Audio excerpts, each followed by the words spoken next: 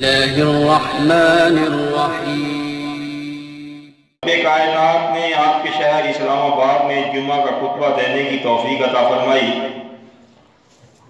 اس سے پہلے میں سورہ والعصر پر 2 خطبے دے چکا ہوں۔ اس میں آخری تھا وَتَوَاصَوْا بِالْحَقِّ وَتَوَاصَوْا بِالصَّبْرِ۔ کامیاب انسان وہ ہے جو حق کی تبلیغ کرے اور دوران تبلیغ جو تکلیف آئے اس پر صبر کرے، ثابت قدم رہے۔ اب یہ تبلیغ اس دور کے اندر ہر فرقہ اپنے اپنے مسلک اور اپنے اپنے مذہب کی تبلیغ کر رہا ہے۔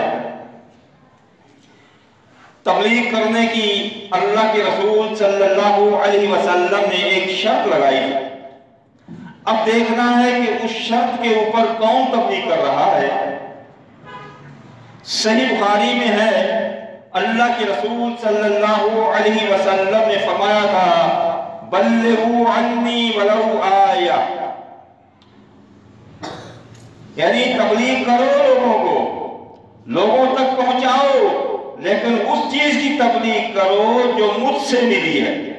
یہ شرط لگا دی، تبلیغ اس چیز کی کرنی ہے جو اللہ کے رسول صلی اللہ علیہ وسلم سے ہمیں ملی ہے۔ اللہ کے رسول صلی اللہ علیہ وسلم سے ملی ہوئی چیز، چاہے وہ قرآن کی صورت میں ہے یا حدیث کی صورت میں ہے، جو شخص یہ قرآن اور حدیث لوگوں کو سنا رہا ہے وہ تبلیغ حق کر رہا ہے، اور یہ تبلیغ کرنے کا حق ہے۔ لیکن جو اس کے علاوہ حدیث مبارکہ یہ پڑھے اور تبلیغ اوروں کی کرے تو وہ بظاہر تو تبلیغ کہلائے گی، لیکن حقیقت میں وہ تبلیغ حق نہیں ہے۔ اسی کے پیش نظر اس وقت تبلیغ کے نام پر ایک بہت مشہور و معروف گروہ ہے، جماعت ہے، فرقہ ہے، جو بھی آپ اسے کہہ لیں، وہ جب تبلیغ کے لیے نکلتے ہیں یہی حدیث مبارکہ تلاوت کرتے ہیں، اور پھر ان کی جو تبلیغ کرنے کی کتابیں ہیں وہ 2 ہیں۔ ایک کا نام ہے فضائل اعمال، دوسرے کا نام ہے فضائل صدقات۔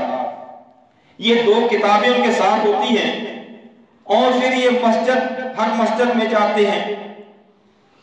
ایک آدمی ان میں سے ایک کتاب کو کھول کر بیٹھا ہوا ہوتا ہے، اور چند آدمی باہر گلیوں میں جاتے ہیں، لوگوں کو دعوت دیتے ہیں کہ آئیں مسجد میں چلیں، اللہ اور رسول کی باتیں ہو رہی ہیں۔ کیا کہتے ہیں؟ مسجد میں چلیں، اللہ اور اس کے رسول کی باتیں ہو رہی ہیں، مسجد میں چلیں، حدیث پڑھ کر سنائی جا رہی ہے۔ اب وہ بیچارہ ان پڑھ، جس نے کبھی قرآن دیکھا نہیں، حدیث دیکھی نہیں، وہ بیچارہ مسجد میں آتا ہے۔ اب یہ مسجد میں مثلا فضائل اعمال کھول کر بیٹھے ہوئے ہیں، فضائل اعمال میں سے فضائل نماز کا قصہ چل رہا ہے، اور فضائل نماز کے باب صوم کی جو ہے صفحہ نمبر 72 پڑھ کر سنایا جا رہا ہے۔ اس صفحے پر نیا جو آنے والا سنے گا تو وہ کیا ہے کہ ایک سید صاحب کا قصہ لکھا ہے کہ ایک وضو سے 12 دن تک مسلسل ساری نمازیں پڑھی، اور 15 برس مسلسل لیٹنے کی نوبت نہیں آئی۔ اب پہلی بات تو یہ بھائی جان، میری کسی پر تنقید نہیں، میں صرف اصلاح کی نیت سے یہ عرض کر رہا ہوں کہ وہ بیچارہ جو آیا تھا حدیث سننے، اللہ اور اس کے رسول کی باتیں سننے، اب جب یہ وہی قصہ سن کر باہر جائے گا، لوگوں کو یہ قصہ سنائے گا، اور کیا کہے گا کہ میں حدیث میں سن کر آیا ہوں۔ اب اندازہ لگائیں، غیر حدیث کو حدیث بنا کر لوگوں کے ذہنوں میں بٹھایا جا رہا ہے، کیا یہ تبلیغ حق ہے؟ اب جب وہ آیا مسجد میں، یہ جب اس نے قصہ سنا ہے ایک بزرگ والا، کیا یہ اللہ کی بات ہے؟ کیا اللہ کے رسول کی بات ہے؟ بھائی ہونا تو ان کو یہ چاہیے، جب ان کو یہ بتایا جائے، ان کی اصلاح کی جائے، تو اسے رک جائیں، اپنی کتاب میں سے یہ من گھڑت تقریباً 560 جھوٹی باتیں، من گھڑت باتیں 560، تو یہ باتیں اس میں سے نکال دینی چاہیے، باقی جو ضعیف روایتیں ہیں یا وہ الگ ہیں۔ تو یہ بجائے اس کے تو اس کی تعمیریں کریں گے، اس کو غلط نہیں مانیں گے، غلط کہیں گے نہیں۔ اب بھائی میرے بھائی ذرا غور کریں کہ 12 دن تک ایک وضو سے نمازیں پڑھنا کیا فطرت انسانی کے مطابق ہے یا خلاف ہے؟ کوئی شخص 12 دن تک وضو رکھ سکتا ہے؟ وضو ٹوٹنے کے چند شرائط ہیں کہ بھائی سونے سے وضو ٹوٹ جاتا ہے، کیا یہ 12 دن تک نہیں سویا؟ پیشاب آنے سے وضو ٹوٹتا ہے، کیا 12 دن تک اس نے پیشاب نہیں کیا؟ پخانہ آنے سے وضو ٹوٹتا ہے، کیا 12 دن تک اس نے پخانہ نہیں کیا؟ ارے بھائی یہاں پر 1 دن 2 دن کسی کا پیشاب یا پخانہ رک جائے تو ڈاکٹروں کی چکر لگاتا ہے کہ میرا پیشاب بند ہو گیا ہے۔ یہ 12 دن تک اس کا وضو، نہ پیشاب آیا نہ پخانہ نہ ریح خارج ہوئی۔ اللہ کے بندو ذرا غور کرو۔ اور پھر اس کے علاوہ اللہ کے رسول صلی اللہ علیہ وسلم یعنی کہتے ہیں سنت میں ہی کامیابی ہے، بھئی یقیناً سنت میں کامیابی ہے۔ کیا یہ سنت ہے؟ اللہ کے رسول صلی اللہ علیہ وسلم نے کبھی ایک وضو سے 2 دن نمازیں پڑھی ہیں؟ کسی صحابی نے پڑھی ہیں؟ اگر پڑھی ہیں تو بھئی دکھاؤ، ہم مان لیں گے بھئی۔ لیکن جب اللہ کے رسول صلی اللہ علیہ وسلم اللہ کے نبی ہوتے ہوئے ایک وضو سے 2 دن نمازیں نہ پڑھیں تو پھر یہ جو 12 دن نمازیں انہوں نے دکھائی، کیا انہوں نے اس شخص کا درجہ نبی اور صحابہ سے نہیں بڑھایا؟ اور نبی اور صحابہ سے بڑھ کر کیا وہ کوئی ولی اللہ ہو سکتا ہے؟ نہیں ہو سکتا۔ اب آگے چلیں، 15 برس مسلسل لیٹنے کی نوبت نہیں آئی۔ کیا کہتے ہیں؟ 15 برس وہ لیٹا ہی نہیں۔ غور کریں، کیا یہ سنت ہے یا حدیث ہے، قرآن ہے، کسی صحابی کا واقعہ ہے؟ نہیں۔ ہاں اگر ان کی بات کو مانا جائے تو یہ شخص جس نے 15 برس مسلسل نبی کی سنت کی مخالفت کی، نبی کے حکم کی مخالفت کی، ان کے ہاں یہ ولی اللہ ہے۔ لیکن ہمارے ہاں جماعت المسلمین کے ہاں ولی اللہ ہونے کی نشانی ہے کہ جو ولی اللہ ہوگا اس کا ہر کام سنت کے مطابق ہوگا، سنت کے خلاف نہیں ہوگا۔ صحیح بخاری میں ہے، اب دیکھیں سنت ہے یا نہیں، صحیح بخاری میں ہے آپ صلی اللہ علیہ وسلم فجر کی سنتیں پڑھنے کے بعد ہمیشہ دائیں کروٹ لیٹا کرتے تھے۔ اب فجر کی سنتیں پڑھنے کے بعد دائیں کروٹ وہ 15 سال لیٹا ہی نہیں، پھر بھی وہ ولی اللہ۔ بھائی وہ تو خیر چلو لکھی ہوئی بات ہے، اور یہ جو بستر اٹھا کر سیکھنے کے لیے نکلتے ہیں، ان کو میں نے بذات خود بارہا یہ حدیث ان کو سنائی ہے کہ اللہ کے رسول صلی اللہ علیہ وسلم یہ لیٹا کرتے تھے۔ آپ لوگ کہتے ہو سنت میں ہے کامیابی، تو اس سنت پہ عمل کیوں نہیں کرتے ہو؟ فجر کی سنت پڑھنے کے بعد دائیں کروٹ کیوں نہیں لیٹتے ہو؟ نہیں لیٹیں گے، نہیں لیٹیں گے۔ وہ 15 برس نہیں لیٹا، یہ ساری عمر نہیں لیٹ رہے۔ اور حاکم ابو داؤد اور ترمذی میں ہے اللہ کے رسول صلی اللہ علیہ وسلم نے فرمایا، صحیح سند سے ہے کہ اپنی امت سے فرمایا، اپنے ماننے والوں سے فرمایا کہ تم بھی، میں بھی لیٹتا ہوں، تم لوگ بھی فجر کی سنتیں پڑھنے کے بعد دائیں کروٹ لیٹا کرو۔ اب اس نے 15 سال نبی کی سنت کی بھی مخالفت کی، نبی کے حکم کی بھی مخالفت کی، پھر بھی بہت بڑا ولی اللہ، پھر بھی اس کو کہیں یہ ولی اللہ ہے۔ اس 2 مرتبہ مخالفت، تیسری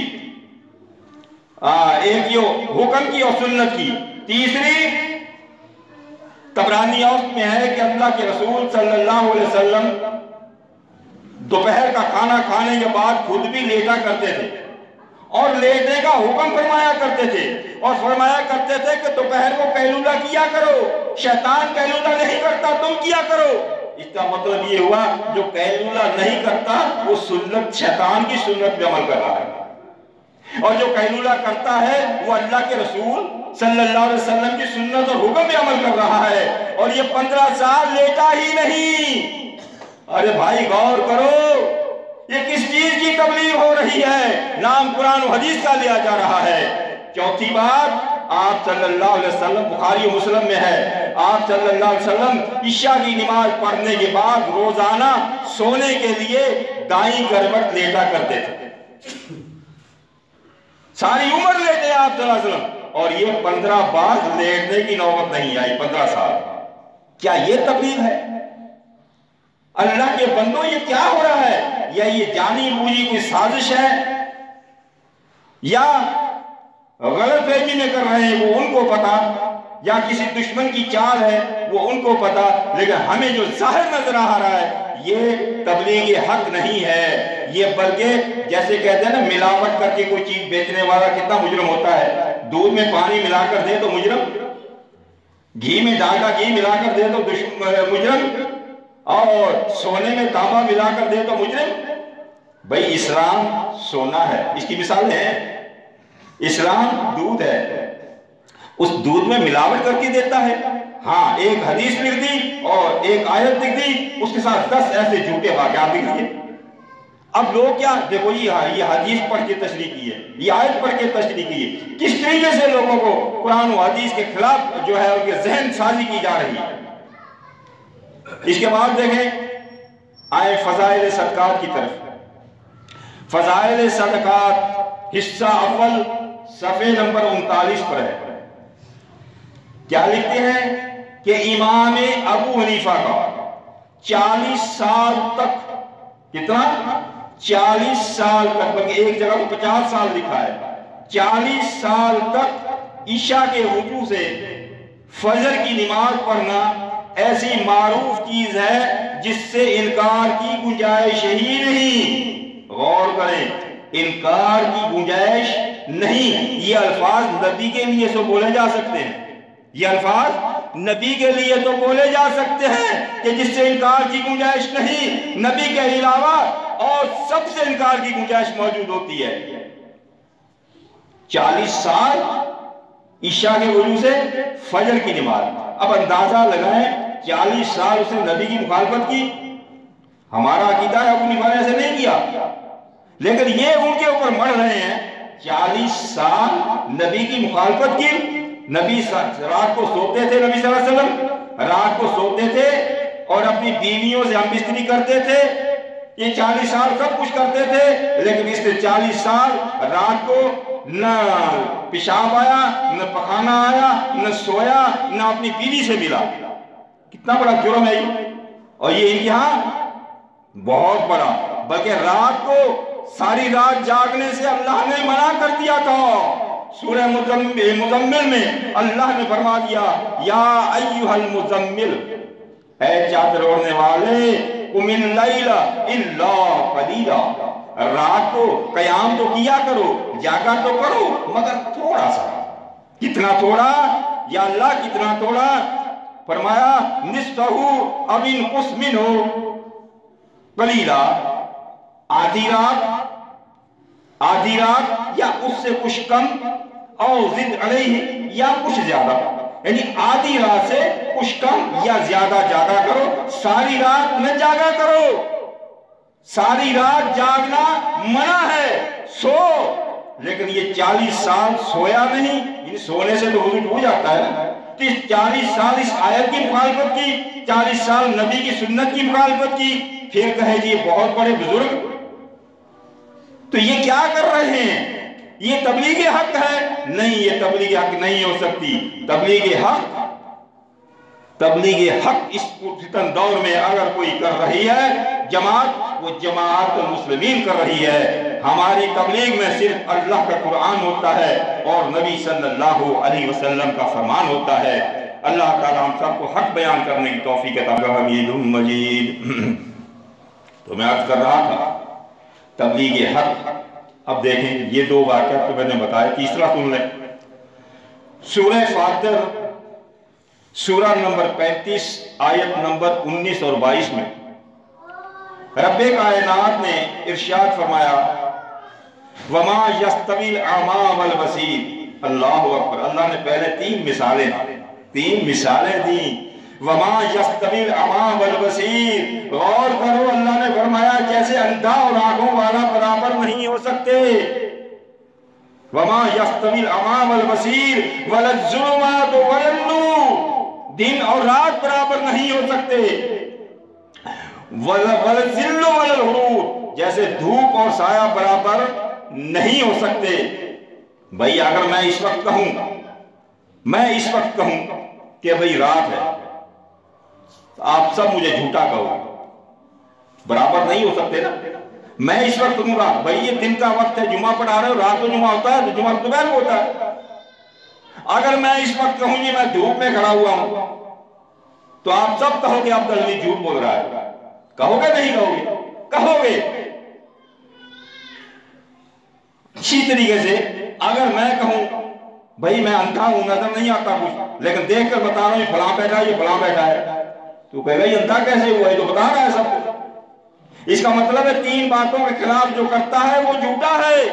اللہ نے تین مثالیں دے کر فرمایا وما یستوی الاعمی والبصیر، جس طرح آنکھوں والا اور اندھا برابر نہیں، وما یستوی الاعمی والبصیر ولا الظلمات ولا النور، جیسے دن اور رات برابر نہیں، اور جس طریقے دھوپ اور سایہ برابر نہیں، وما یستوی الاعمی والبصیر وما یستوی الاحیاء ولا الاموات، اسی طریقے سے زندہ اور مردہ بھی برابر نہیں۔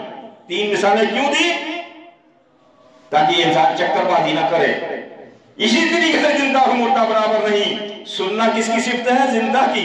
اگر کوئی مردہ بھی سن رہا ہے تو یہ فراڈی ہے۔ دیکھنا کس کی صفت ہے؟ زندہ کی۔ اگر کوئی مردہ بھی ہمیں دیکھ رہا ہے، بولنا بات کرنا زندہ کے ساتھ کس کی صفت ہے؟ یہ زندہ کی۔ ہاتھ پکڑ لینا یہ کس کی صفت ہے؟ زندہ کی۔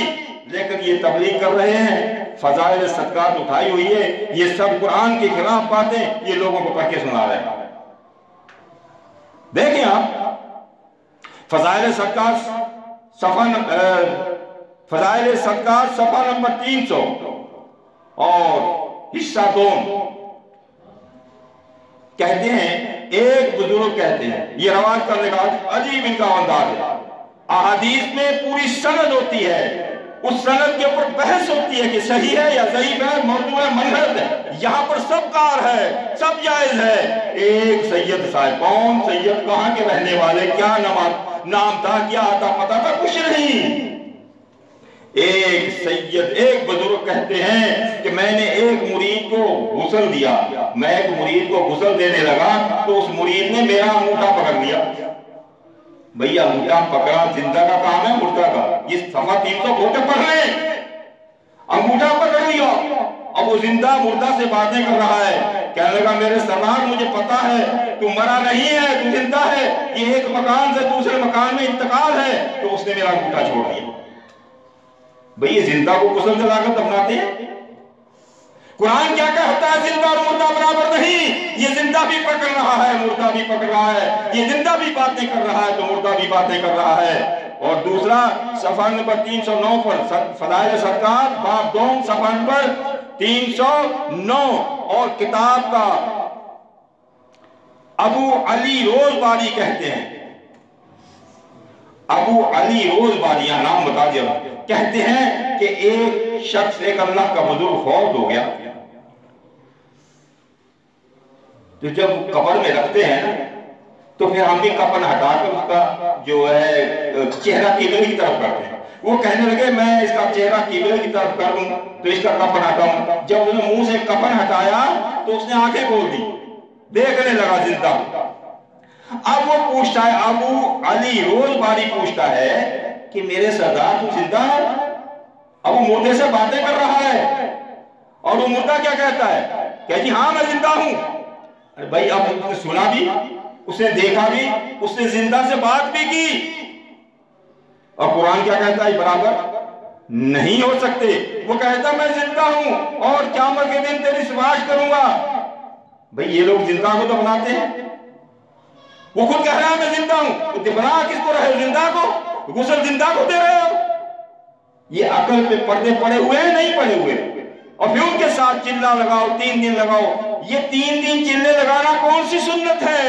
نبی سے ثابت کرو نا کہ اللہ کے رسول صلی اللہ علیہ وسلم نے دین اسلام کی تبلیغ کے لیے چلہ اور 3 دن لگائے۔ اللہ کے نبی کا طریقہ تبلیغ کا اور تھا۔ اس کے اوپر بات اور تک چل جائے گی. وہ دین اسلام کی تبلیغ کرتے تھے. وہ تبلیغ کا انداز یہ تھا جب بھیجتے تھے کافرے ان کو کہتے تھے اسلام قبول کر لو سلامت رہو گے. وہ غیر مسلمین کو تبلیغ کرتے تھے. خیر اس طرف ٹائم ملا کبھی پھر انشاءاللہ. آپ یہ تیسرا واقعہ سن لیں. فضائل صدقات حصہ 2 صفحہ نمبر 351 اور کتاب کا کل صفحہ نمبر 711. کہتے ہیں جی ایک عرب کی ایک جماعت, پتہ نہیں کہاں کی کس شہر کی کوئی نہیں, عرب کی ایک جماعت ایک سقی کریم کی قبر کی زیارت کے لیے روانہ ہوئی. دور کا سفر تھا. جب قبر پہ پہنچے تو وہاں رات ہو گئی. وہ سب نے رات کو وہاں پر آرام کیا. وہاں اس جماعت میں سے ایک شخص کو وہ قبر والا خواب میں نظر آیا. خواب میں اس سے کہہ رہا ہے, زندہ سے مردہ کہہ رہا ہے خواب میں. کہنے لگا تم اپنا جو اونٹ ہے وہ میرے اونٹ کے بدلے میں جو ہے سودا کرے گا, وپار کرے گا, اور میرا اونٹ جو ہے وہ بختی اونٹ ہے, یعنی اعلیٰ قسم کے اونٹوں میں سے اونٹ ہے. اس کا ایسے ہی عام اونٹ تھا. تو اس خواب والے نے کہا کہ ٹھیک ہے جی, میرے اونٹ کے بدلے میں بختی اونٹ مل رہا ہے, سودا طے ہو گیا جی ان کا. جب سودا طے ہو گیا تو وہ قبر والا اٹھا, اس کے اونٹ کو ذبح کر دیا. قبر والا اٹھا, اس کے اونٹ کو ذبح کر دیا. اور جب اس نے دیکھا کہ میرے اونٹ کو ذبح کر دیا, اس کی خوف آنکھ جو کھلی تو آنکھ کھلی دیکھتا ہے اس کے اونٹ کے خون جاری ہے. ارے اللہ کے بندوں کبھی سوچا ہے یہ ہے تبلیغ حق. خیر انہوں نے گوشت بنایا, کھایا پیا, چل دیے. کھایا پیا, قبر والے نے مہمان نوازی کی, کھایا پیا, چل دیے.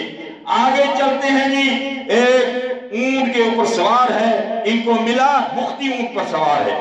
کہنے لگا جی آپ اس نام کا شخص آپ میں کوئی ہے؟ جس نے خواب دیکھا تھا اس نے کہا جی یہ میرا نام ہے, میں ہوں. اس نے کہا رات کو کوئی خواب میں شخص تیرے پاس آیا تھا؟ اس خواب دیکھنے والے نے سارا قصہ سنا دیا. اب وہ جو بختی اونٹ پر سوار تھا وہ اس سے زندہ سے کہہ رہا ہے, وہ بھی زندہ ہے. کہنے لگے جی وہ میرے ابا جان تھے جس کی قبر پر آپ گئے تھے, وہ آپ کے ساتھ پاس سودا کرنے کے بعد وہ میرے پاس آئے اور مجھ سے کہا کہ اگر تو میرا بیٹا ہے یہ میرا بختی اونٹ فلاں شخص کو ڈھونڈ کر اس کو دے کر آئے. اب بتائیں یہ بھائی مذاق ہے یا نہیں؟ تو یہ اپنا اونٹ سنبھالو. وہ مرنے کے بعد باہر نکل کر وہ اونٹ ذبح کر رہا ہے. آج تک دیکھا ہے کبھی آپ نے؟ یہ قرآن کے خلاف ہے, زندہ اور مردہ برابر نہیں ہو سکتے. اور یہ اونٹ کو ذبح کرنا یہ زندہ کا کام ہے, مردہ کا نہیں. قصہ مختصر ایک اور واقعہ سن لیں. وما تدری نفس ماذا تکسب غدا. یہ سورہ لقمان سورہ نمبر 31 کی آیت نمبر 34 میں رب نے گارنٹی دے دی, چیلنج کر دیا. فرمایا وما یستویل, رب نے فرمایا کہ وما تدری نفس ماذا تکسب غدا. کسی شخص کو یہ علم نہیں آنے والی کل کو کیا ہوگا, آج جمعہ ہے ہفتے کے دن کیا ہوگا, کسی کو علم نہیں. رب نے فرما دیا کسی کو علم نہیں. اور جو کہتا ہے ہاں کل یہ ہوگا تو اس نے رب کا انکار کیا, اللہ کے قرآن کا انکار کیا. ان کی پڑھنے فضائل صدقات حصہ 2 صفحہ نمبر 310 اور کتاب کا صفحہ نمبر 670. اس پہ کیا لکھتے ہیں؟ اللہ اکبر. ابو الحسن مالکی کہتے ہیں کہ حضرت خیر نور باپ, ان کے ساتھ ان کی دوستی تھی, وہ بزرگ تھا. اس نے کہا جیسے آج جمعرات تھی میری ملاقات ہوئی تو وہ بزرگ کہتا ہے کہ میں آئندہ جمعرات کو مغرب کے ٹائم مر جاؤں گا 8 دن بعد. اللہ کو کہتا کل کا پتہ نہیں ہے. واہ جی واہ, یہ کہتا میں 8 دن بعد بتاتا ہوں. وہ بھی مرنے کی خبر جو نبی نہیں بتاتا کسی کو کہ میں کل مر جاؤں گا. میں 8 دن بعد جمعے کے مغرب کے ٹائم مر جاؤں گا اور میرا جنازہ بعد نماز جمعہ ہوگا. سن لیا؟ یہ صفحہ کھول کر پڑھ لیں. اس صفحے میں اگر نہ ملے جو آپ سزا دینا چاہیں میں تیار. اگر یہ صفحہ نہ ملے میرے نمبر پر مجھ سے رابطہ کرو, میں آپ کے فوٹو کاپی کر کے آپ کے موبائل میں بھیج دوں گا. جدید دور ہے, 030132913114 मेरा नंबर है। वो जी क्या हुआ, कहता उसको भूल नहीं जाना, मैं मर जाऊंगा, याद रखना। ये गया है, ऐसे कैसे होता है, ये भूल गया।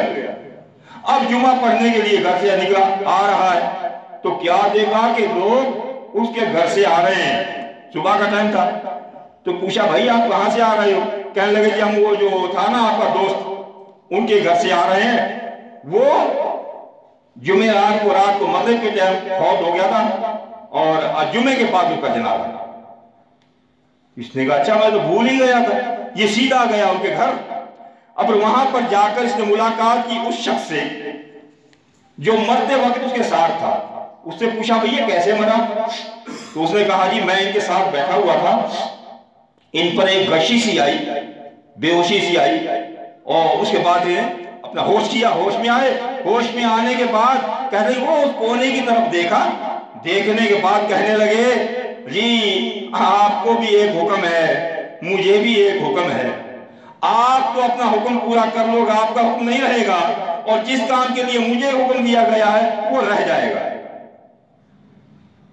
तो मुझे 2 रकात नमाज पढ़ने की मोहलत दे दे, इसके बाद तुम आप अपना काम कर लेना।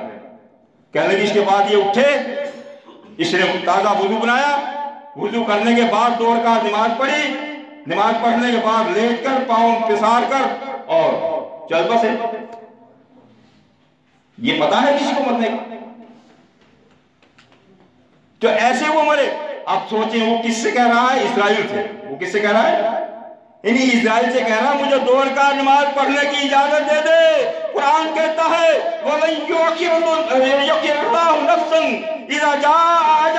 सूरह मुनाफिकून में अल्लाह ने फरमाया जब मौत का वक्त करीब आता है अल्लाह ताला किसी को मोहलत नहीं देता। इसने 2 रकात नमाज पढ़ने की मोहलत ले ली। क्या ये तबलीग हक है? क्या इसी का नाम तबलीग है? अल्लाह के बंदो हम इनको यही दावत देते हैं कि तबलीग हक बल्लिगू अन्नी वलौ आया। तबलीग हक यही है। अल्लाह के नबी ने फरमाया जो मुझसे मिला है वो औरों को पहुंचाओ, ये है तबलीग हक।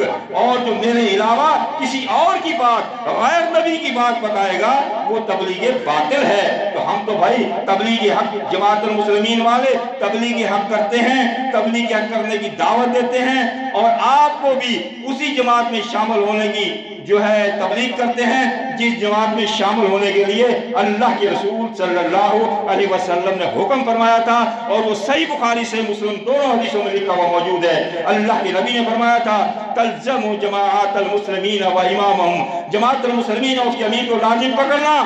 जमाअतुल मुस्लिमीन के अलावा जिस नाम की भी होगी, जिस जो भी काम होगा वो कुल फिरके होंगे, लिहाजा उनसे फ़अतज़िल तिलकल फ़िरक़ कुल्लहा, तमाम फिरकों से अलग हो जाना। ये अल्लाह के नबी का फरमान है, ये तबलीग हक है। आप भी आए जमाअतुल मुस्लिमीन में शामिल होकर तबलीग हक करें।